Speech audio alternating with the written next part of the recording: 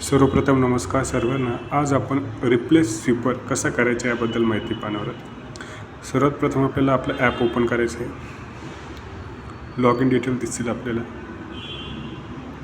त्यानंतर आपल्याला स्वीपर मॅनेजमेंटमध्ये जायचं आहे. त्यानंतर आपल्याला रिप्लेस स्वीपरचा जो ऑप्शन दिसतो आहे त्याला क्लिक करायचं आहे. रिप्लेस स्वीपर क्लिक केल्यानंतर आपल्याला आपला झोन, आपला वार्ड, त्यानंतर आपली कोठी, त्यानंतर स्वीपरचं नाव, ज्या स्वीपरला आपल्याला रिप्लेस करायचं आहे.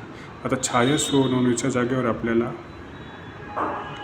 नितीनला रिप्लेस करायचं. म्हणजे छाया सोनवणे हा लिव्हर आहे, तिचे जे काम आहे, तिचे जे रूटचं काम आहे हे नितीन बघणार आहे. त्याप्रमाणे तारीख सिलेक्ट, काय तारखेपासून ते कुठल्या तारखेपर्यंत आपल्याला ते रिप्लेसला पाहिजे. त्यानंतर आपण रिझन टाकायचं आहे, लिव्ह रिझन असेल काय असेल काय नाही. अशा प्रकारे आपण रिमार्कमध्ये जे रिझन असेल ते टाकू शकतो. त्यानंतर आपल्याला सबमिटला क्लिक करायचे. डाटा ॲड सक्सेसफुली झाल्यानंतर हे सबमिट समजावं. हे आपण रिप्लेस स्वीपर केलं तर आपण रिप्लेस स्वीपर रिपोर्टमध्ये पाहू शकतो. रिप्लेस स्वीपर रिपोर्टला क्लिक केल्यानंतर आपल्याला जी आपण माहिती आता फिल केली ते आपल्याला रिप्लेस स्वीपर रिपोर्टमध्ये दिसत असेल.